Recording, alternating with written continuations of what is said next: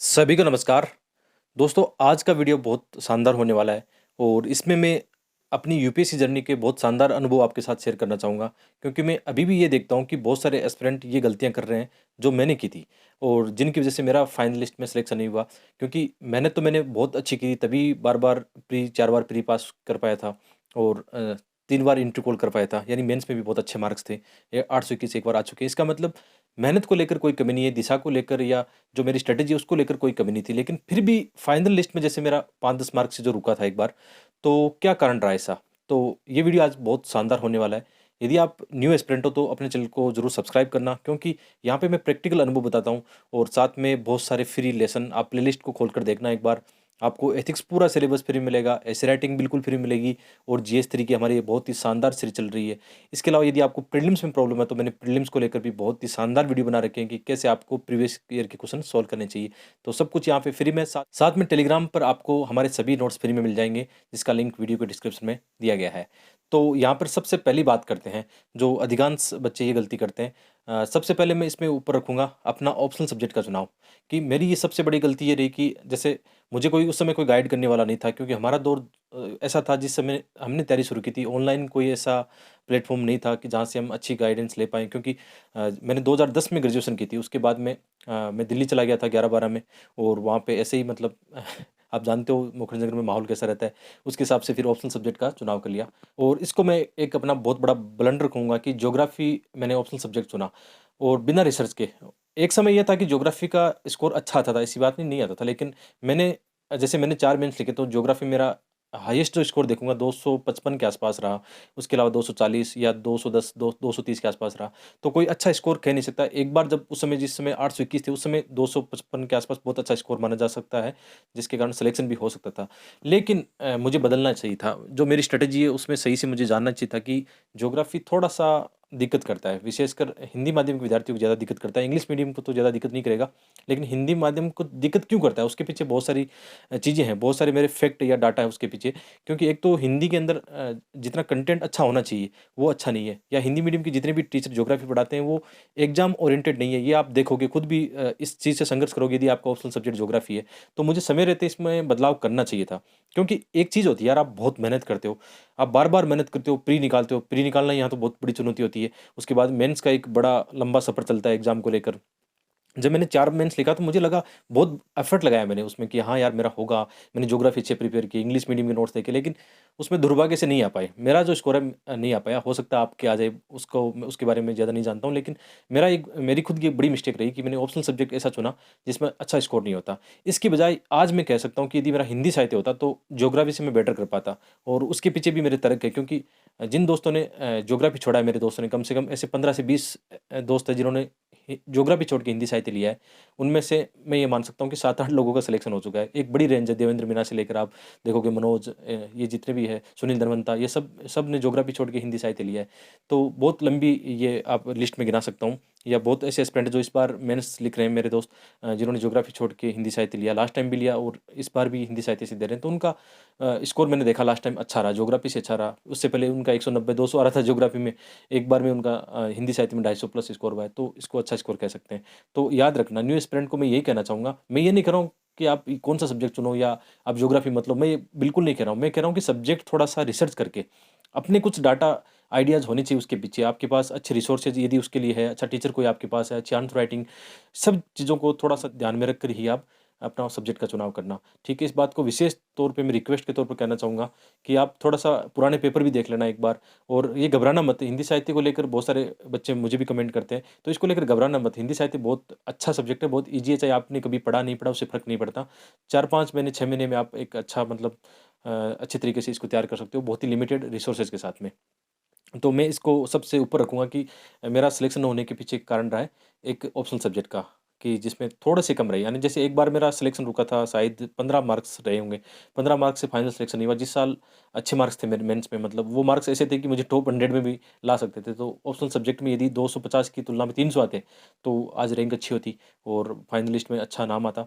तो ये बात है कि आप भी इस बात को समझ लेना। ये मैं कहना चाहूँगा कि अपनी स्ट्रैटेजी में इसको सबसे ऊपर रखना। रणनीति अच्छी बनाना बहुत ज़रूरी है, क्योंकि आपकी सफलता इसी पे टिकी है। इस बात को विशेष तौर पर ध्यान रखना। जब हम बात करें यूपीएससी स्ट्रैटेजी की, तो यहाँ पे आपको मैं एक ऑडियो बुक सजेस्ट करना चाहूँगा। आप भी आईएएस बन सकते हैं। इस ऑडियो बुक में आप आईएएस मुकेश कुमार की स्ट्रैटेजी जानोगे, प्रीलिम से लेकर मेंस और इंटरव्यू तक की। क्योंकि एक जो आईएएस बन जाता है, वो अपना अनुभव बाद में शेयर करता है। तो आईएएस मुकेश कुमार ने इस ऑडियो बुक के माध्यम से अपने अनुभव शेयर किए, और ये ऑडियो बुक आपको मिलेगी कुकू एफएम पर। कुकू एफएम पर यूपीएससी से जुड़ी हुई बहुत सारी ऑडियो बुक और समरीज है, जैसे रुक जाना नहीं, द स्प्रिंट। ये भी हमारी एग्जाम में बहुत ज़्यादा काम आने वाली है। आपको एक नई दिशा देगी कैसे आपको अपनी प्री और मेंस की तैयारी करनी है, और कैसे जो सिविल सर्वेंट होते हैं अपने जीवन के अनुभव इनमें साझा करते हैं। तो आप इनको जरूर सुन सकते हो। तो कुकू एफएम का लिंक वीडियो के डिस्क्रिप्शन में एक बार जरूर चेकआउट करना। अब चलते हैं सेकंड, जो मेरी मिस्टेक रही उस पे चलते हैं। कि जैसे मैंने शुरुआत की थी उस समय, तो मैं भी शुरुआत में इसी कोचिंग के चक्कर में पड़ गया था, बिना कोई रिसर्च किए। या मतलब उस समय तो चलो सेल्फ स्टडी के लिए इतना माध्यम नहीं होता था आज जितना यूट्यूब आज है, कि हर कोई फ्री में पढ़ा रहा है। मेरा जैसा टीचर, जैसे मैं कितना चीज़ें फ्री में पढ़ा चुका हूँ, आज मैं ये चीज़ें देखता हूँ कि काश मुझे भी ऐसा कोई सही से गाइडेंस करने वाला होता, तो शायद अलग फ़र्क पड़ता। क्योंकि यार जो 21 साल में आप शुरू करते हो ना, उसकी एनर्जी लाजवाब होती है। मैं आज जो महसूस करता हूँ, हालाँकि आज भी मेरे में एनर्जी उतनी ही है, लेकिन मतलब 21-22 साल की उम्र में जो एफ़र्ट लगाते हैं ना, वो अलग ही होते हैं, वो अलग ही जोश होता है, जो आप महसूस कर पा रहे होंगे अभी। तो यदि सही दिशा नहीं होती है, तो शुरुआत में मैंने ऐसी फालतू की कुछ कोचिंग है जिनका नाम नहीं लेना चाहूँगा, नाम लेने लायक नहीं है वो कोचिंग है। वो अब एग्ज़िस्ट भी नहीं है वो कोचिंग है, जहाँ से मैंने थोड़ा बहुत पढ़ा था। उतना कोई ख़ास वहाँ से सहयोग नहीं मिला, मैं कह सकता हूँ इस बात को। इसलिए मैं कहता हूँ कि मेरी तैयारी ज़्यादातर सेल्फ स्टडी हुई है। आप बहुत बार पूछते हो कि सर आपने कोचिंग कहाँ से की? तो मैं क्या नाम बताऊँ? ऐसे कोई है ही नहीं, मतलब एग्ज़िस्ट ही नहीं जहाँ से मैंने पढ़ा था, कुछ जीएस वगैरह पढ़ा था। ठीक है? और ज्योग्राफ़ी ऑप्शनल पढ़ा था, तो वहाँ से कुछ नाम लेना अच्छी बात भी नहीं है कि उनसे मुझे कोई सहयोग ज़्यादा मिला नहीं। ठीक है? तो मेरा ये मानना है कि यदि आप कोचिंग का डिसीज़न भी लेते हो तो सोच समझ कर लेना। ऐसे ही किसी को देख के टॉपर्स की स्ट्रैटेजी देख के, या टॉपर्स ऐड करते हैं उसके हिसाब से मत करना यार, ऐसा थोड़ा-सा आप गलत दिशा में भटक जाओगे, है ना? क्योंकि मेरा एक चीज़ मैंने नोटिस की है कि यदि कोई ये ठान ले कि मुझे सेल्फ स्टडी से तैयारी करनी है, तो यूट्यूब पे इतना कंटेंट है कि हर एक सब्जेक्ट का कोई नहीं कोई टीचर तो ऐसा मिलेगा जिसने अपना बेस्ट पढ़ाया है। जैसे मैंने एथिक्स ऐसे और अभी जीएस 3 पढ़ा रहा हूँ। मैं इससे बेस्ट मैं मतलब खुद कल्पना नहीं कर सकता कि इतने अच्छे वीडियो मुझे मिल जाए। मैं खुद अपने वीडियो रिवीजन कर रहा हूँ अभी, क्योंकि मुझे पता है उनमें कितनी गहराई से मैंने अपना इनपुट डाला है, कितनी जो मेरा अनुभव है 4 मिनट्स लिखने का और आंसर राइटिंग करने का, वो उसमें गहराई से डाला है। तो किसी ने पॉलिटी अच्छा पढ़ाया होगा, किसी ने हिस्ट्री पढ़ाया अच्छा पढ़ाया होगा, उस पर बिलीव करो यार। जो भी यूट्यूब पर अच्छा पढ़ा रहा है, किसी ने सीसेट पढ़ाया होगा, उस पर विश्वास करके अपनी तैयारी को सही दिशा में रखोगे, तो बिना ₹1 खर्च किए आपकी तैयारी बहुत अच्छी हो सकती है। इसके बाद में भी आपका डिसीज़न खुला है, मैं ये नहीं कहता कि आप कोचिंग मत करना। थोड़ा-सा आप आराम से सोच समझ कर अपना डिसीज़न लेना। कोचिंग कर सकते हो, उसमें कोई बुराई नहीं है, मैं कभी नहीं कहता कि आप कोचिंग मत करना, लेकिन थोड़ा सोच समझ कर डिसीज़न इसमें लेना आपके लिए ठीक रहेगा। और तीसरी बड़ी मिस्टेक यदि मैं मानूँ, तो अपनी पर्सनैलिटी पे ध्यान नहीं देना। क्योंकि इंटरव्यू सभी का नहीं होता है, जो बहुत मेहनती, बहुत लकी होते हैं। यानी 15,000 लोग जब मेंस में बैठते हैं, उनमें से 2,000 लोगों का चुनाव होता है। मेरा 3 बार चुनाव हुआ इंटरव्यू तक, और मैंने इसको इग्नोर किया। मुझे ये लगा कि हो जाएगा यार, कर लेंगे, कोई नहीं, पढ़ने से हो जाएगा, ये हो जाएगा। लेकिन जितना पर्सनैलिटी डेवलपमेंट पर मुझे प्रयास करना चाहिए था, जो भी मुझे करना चाहिए था आउट ऑफ बॉक्स, या कुछ भी मतलब जो सजेशन सीनियर्स ने दिए थे, या कई बार मॉक इंटरव्यू मिले थे, मैंने उन पे उतना ध्यान नहीं दिया शायद। मुझे लगा हो जाएगा, इस बार हो जाएगा, इस बार हो जाएगा। तो ये गलतियाँ की। उसके बाद भी मैंने क्या किया आपको पता है? मैं जब 2019 में मैंने मेंस पास किया, और 2020 में मेरा इंटरव्यू था, मुझे याद है। 3 मार्च 2020 को मेरा इंटरव्यू था, और उसका रिज़ल्ट आया था सितंबर 2020 में। अगस्त या सितंबर 2020 में रिज़ल्ट आया था। उस समय जब मेरा फाइनल सिलेक्शन नहीं बना, तो मुझे ये लगा कि यार जब 3 इंटरव्यू दे चुका हूँ और मेरे वही स्कोर, सेम स्कोर है, बहुत पुअर स्कोर है, ठीक है। तो मुझे क्या करना चाहिए अब? बार-बार पर्सनैलिटी पर मैं ध्यान ही नहीं दे रहा हूँ, क्योंकि पहले मुझे लग रहा था पढ़ाई करनी है, प्री, मेंस उसी साइकिल में चल रहे थे। पर्सनैलिटी इम्प्रूवमेंट का कोई मौका ही नहीं मिला, और इतना कोई ज़्यादा सुधार नहीं करना था। सुधार क्या करना था? थोड़ा-सा कम्युनिकेशन ठीक करना था। यदि जैसे मैं पहले बहुत तेज़ी से बोलता था, सामने वाले को मेरी बात समझ में नहीं आती थी, तो इसमें अब जाके सुधार आया है। कैसे? 2 साल जब यूट्यूब पे अपना टाइम दिया कम्युनिकेशन सुधारने के लिए, आप लोगों से बात करने में, तो सुधार दिख रहा है। इसके अलावा और भी चीज़ें थी कि मैं सही से डिबेट नहीं कर पाता था। जैसे मुझे कोई किसी मुद्दे पर बोलने के लिए बोला जाता था, या आप जैसे डिस्कस करने के लिए बोला जाता, तो मैं बचता था थोड़ा-सा, या मतलब उतना एंगेज नहीं होता था, थोड़ा-सा इंट्रोवर्ट टाइप का था, थोड़ा एकांत में रहना ज़्यादा पसंद करता था। ये चीज़ें बुराई नहीं है, लेकिन ये भी देखना है कि एक सिविल सर्वेंट की जब पब्लिक डीलिंग होगी, तो उसको किन चीज़ों की आवश्यकता होगी, कैसा उसका एटीट्यूड होना चाहिए, उसका एप्टीट्यूड होना चाहिए, उसका व्यवहार कैसा होना चाहिए, ये सब चीज़ें मायने रखती है। तो समय रहते इन चीज़ों को आप ध्यान में रखते हो। आपको आज मैं ये बता रहा हूँ कि जैसे आप में से बहुत सारे एस्पिरेंट कॉलेज में हैं, बहुत सारे अभी प्री और मेंस दे रहे हैं। तो यदि आपको आज ये बात पता चले कि यार यूपीएससी ऐसे तो पार नहीं होगी, तीनों स्टेज आपको पार करने पड़ेंगे। किसी में भी एक में भी कमज़ोरी होगी, जैसे आप प्री के अंदर कमज़ोरी दिखाते हो या मेंस में कमज़ोरी दिखाते हो या इंटरव्यू में, तो वो आपको बाहर कर देगा। आपके सामने एग्ज़ाम्पल बैठा है कि 821 नंबर मेंस में लाके भी बाहर बैठा है। बहुत सारे एस्पिरेंट कई बार कमेंट करते हैं, सर आपका सिलेक्शन क्यों नहीं हुआ? सिलेक्शन ऐसे नहीं होता। यूपीएससी को 100% खरा व्यक्ति चाहिए वहाँ पे, जो हर एक चीज़ में अच्छा हो। क्योंकि जब कॉम्पिटिशन आता है 2000 लोगों में आप इंटरव्यू देने जाते हो, 2000 लोगों में से उनको तो 500-700 चुनने, 700 चुनने तो 700 में से वही चुनेंगे ना जो उनके लिए उनकी नज़र में बेस्ट हो। वो कभी भेदभाव नहीं करते, इस बात को ध्यान रखना। कभी किसी जाति, धर्म आदि को लेकर कोई भेदभाव नहीं करते हैं। यूपीएससी प बहुत ही ज़्यादा पारदर्शिता रखती है इन चीज़ों में। तो करना हमें ही है, सुधार हमें अपने आप में ही करना है। तो ये 3 बड़े मिस्टेक मैं कह सकता हूँ अपनी। और एक मिस्टेक हाल ही में हुई थी, जैसे इस साल जो प्री फेल कर गया था मैं, उसमें बड़ी मिस्टेक रही थी कि मुझे लगा सीसेट आराम से पास कर लेंगे, क्योंकि इससे पहले मैंने जितने भी अटेम्प्ट दिए 5, 6, 7 जो अटेम्प्ट हो गए मेरे, जितने भी अटेम्प्ट दिए उसमें सीसेट में कभी फेल नहीं था। पहली बार सीसेट में फेल हो गया।